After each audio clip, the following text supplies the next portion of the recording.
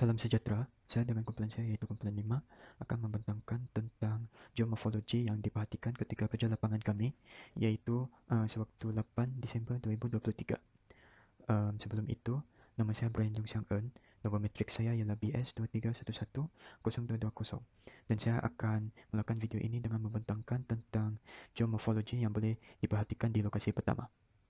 Jenis weathering yang berlaku di lokasi ini ialah lebih chemical weathering. Jadi jenis chemical weathering yang berlaku di lokasi ini ialah oxidation.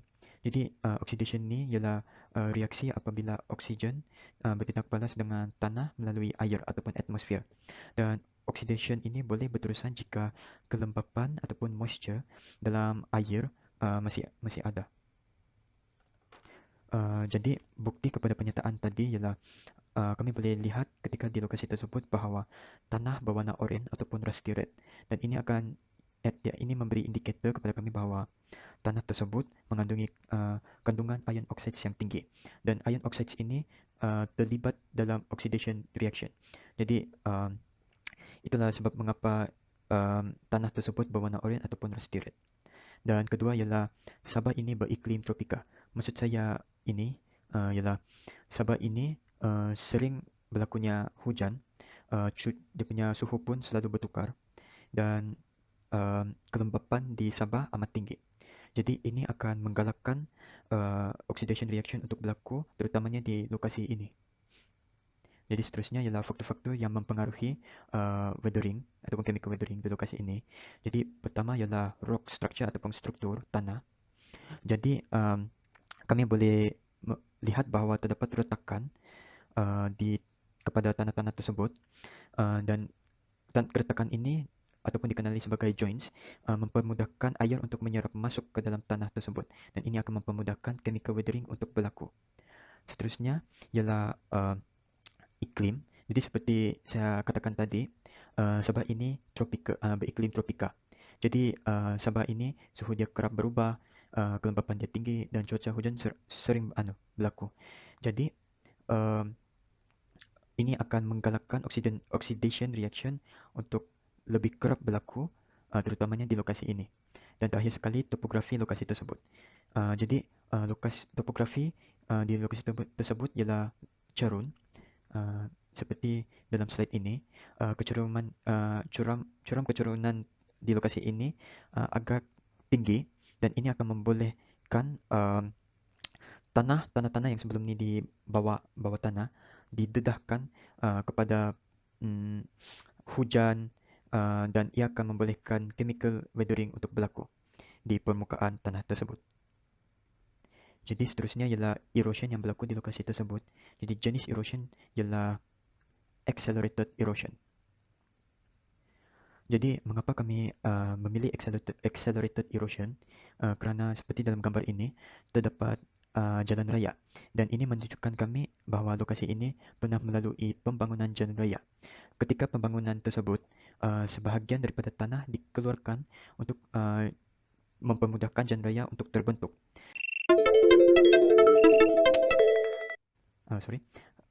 Dan disebabkan ini, tanah-tanah yang sebelum ini di dalam bawah tanah didedahkan kepada permukaan bumi, dan ia akan membolehkan erosion untuk lebih mudah berlaku, terutamanya di lokasi ini. Dan jenis accelerated erosion yang berlaku di lokasi ini ialah real erosion. Feature-feature seperti scoring yang boleh dilihat di slide ini menunjukkan real erosion berlaku di lokasi ini.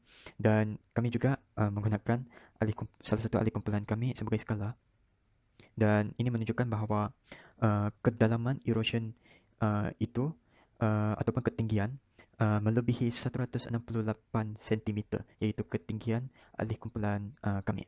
Dan ini menunjukkan erosion di lokasi ini amat mudah berlaku, dan juga menunjukkan hujan kerap berlaku di lokasi ini.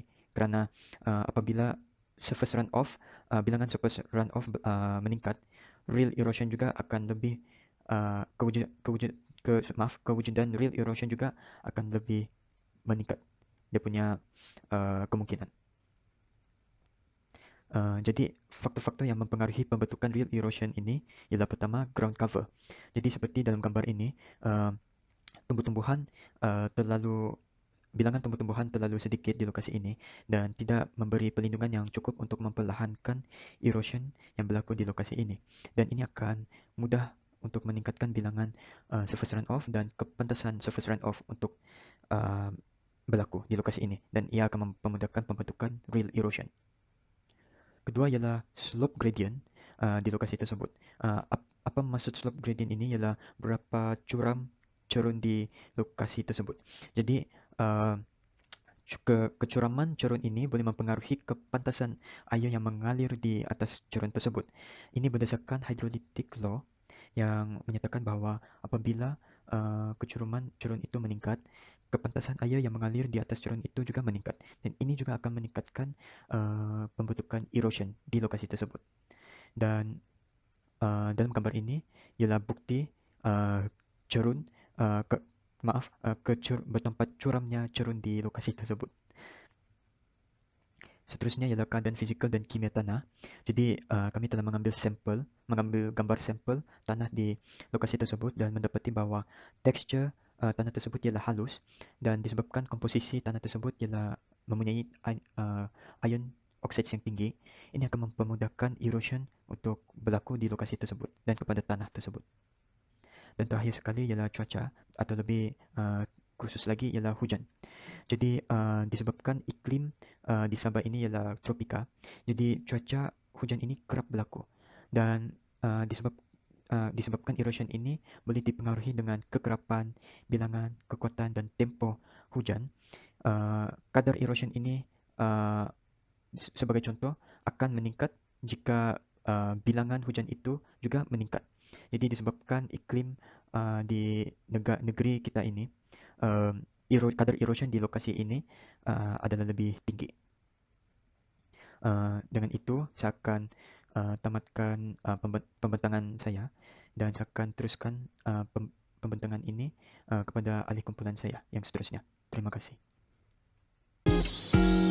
Hai, Assalamualaikum. Saya Muhammad Iman bin Kalma Azad. Saya akan menerangkan mengenai lulu hawa kimia dan biologi dan hakisan di lokasi kedua kerja lapangan kami, Jalan Sepanggar Port, Lereng Bukit Botak.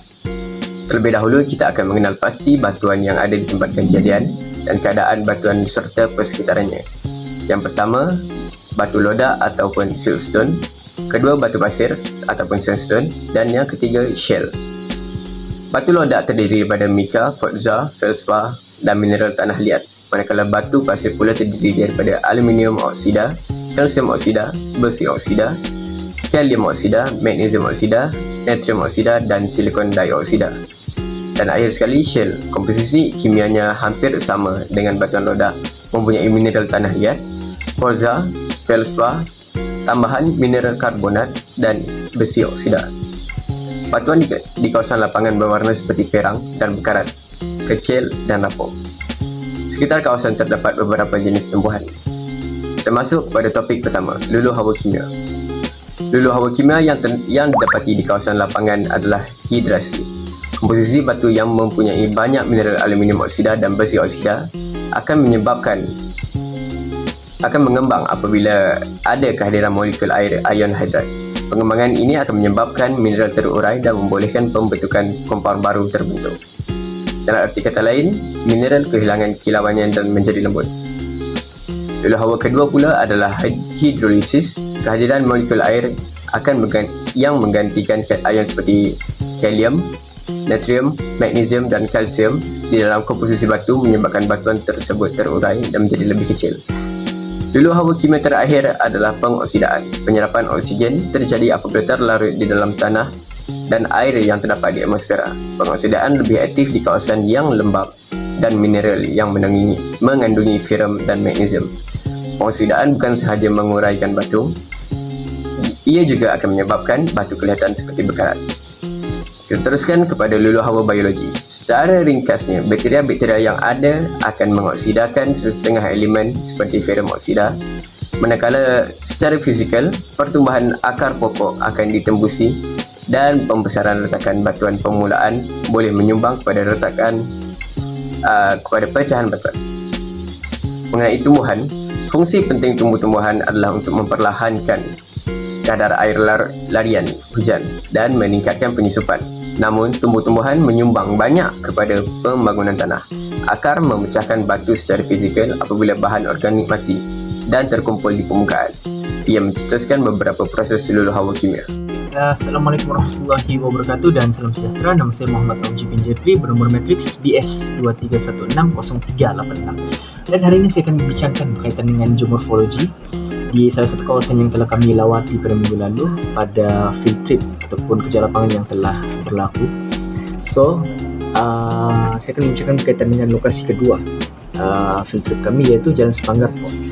Dan benda pertama sekali yang kami dapat lihat ketika sampai di lokasi tersebut adalah perubahan pada bahagian bukit, iaitu lurah yang sangat ketara sepanjang bukit di Jalan Sepanggar Port. Dan benda pertama yang terlintas dalam fikiran ketika mana nampak lurah tersebut adalah erosion ataupun penghakisan. Penghakisan ni dia berada di bawah pengkelasan lulu hawa fizikal. Lulu hawa ni ada banyak, ada fizikal, ada kimia. So, yang ini penghakisan, erosion, dia berlaku di bawah lulu hawa fizikal. Dan ketika mana kami lihat lurah tersebut, kami lihat pada batuannya terlebih dahulu. Jadi di kawasan tersebut, di Jalan Sepanggar Port tu, dia ada banyak jenis batuan. Antaranya adalah siltstone, batu lodak, sandstone, batu pasir dan juga shell ataupun shell. So, pertama sekali yang kami kaji adalah batuan apa yang terhakis ketika mana berlakunya erosion ataupun penghakisan. Dan kami dapati bahawa shell ataupun shell adalah batuan yang terhakis ketika mana berlakunya hujan. Kenapa perkara tersebut boleh berlaku? Sebabkan shell ni adalah sejenis batuan yang lembut dan senang terhakislah. Dibandingkan dengan sandstone, sandstone dia sedikit keras daripada shell dan sedikit sukar dan mengambil masa untuk terhakis. Terutama sekali ejen penghakisannya adalah air dan juga udara. Jadi ketika mana berlakunya hujan secara berterusan ataupun hujan dalam tempoh masa yang lama, secara bertahun lamanya, jadi shell ni dia perlahan-lahan akan terhakis disebabkan oleh kelembutannya, terhakis dan terikut dengan air hujan tersebut, dicampur lagi dengan angin kuat secara lamanya bertahun-tahun. Jadi shell tersebut dia akan terhakis, dia akan ikut ke bawah beserta dengan air hujan tersebut. Jadi secara perlahannya daripada kawasan rata tersebut, shell itu akan mula untuk terhakis ke bawah dan membentuk satu lurah. Jadi yang tertinggal itu adalah sandstone. Yang sudah terhakis itu adalah shell. Jadi di situ adalah penjelasan berkaitan bagaimana lurah tersebut boleh terbentuk. Dan daripada jenis batuan tersebut, kita tahu di kawasan tersebut ada pelbagai jenis saiz dan antaranya adalah fully scattered. Ada berbagai jenis batuan, ada yang besar, ada yang kecil. Jadi sekian penjelasan daripada saya berkaitan dengan geomorfologi di kawasan Jalan Sepanggar Port. Assalamualaikum dan sekian, terima kasih. Assalamualaikum dan selamat sejahtera. Nama saya Daniel Arif bin Rashidi dan saya akan bercakap tentang Sungai Tamparuli. Pertama sekali, sungai ini dikategorikan sebagai first order stream kerana tidak mempunyai cabang-cabang anak sungai. Sungai Tamparuli mempunyai corak saliran yang berliku-liku dan lurus, di mana kawasan yang berliku ini mempunyai halaju yang lebih tinggi di bahagian yang berliku itu, manakala bahagian tengah lebih laju untuk bahagian sungai yang lurus. Selain itu, jenis hakisan yang berlaku di Sungai Tamparuli ialah hakisan semula jadi, iaitu hakisan tebing. Hakisan seperti abrasion, attrition, hydraulic action dan solution juga berlaku. Air sungai yang deras pada bahagian yang berliku itu menghakis tebing sungai. Air sungai juga mengangkut bahan-bahan seperti hasil hakisan tebing itu dan kayu-kayu ke kawasan yang dipanggil point bar. Semua jenis pengangkutan iaitu suspension, saltation dan traction ada di Sungai Tamparuli yang membawa seperti bahan-bahan hakisan dan ranting-ranting kayu besar dan kecil. Tebing Sungai Tamparuli pula terdiri daripada bahan yang tidak padu dan boleh dibentuk oleh arus air Sungai Tamparuli itu sendiri. Akhir sekali, kitaran fluvial Sungai Tamparuli berada pada tahap pertengahan iaitu matang berdasarkan bentuknya yang berliku.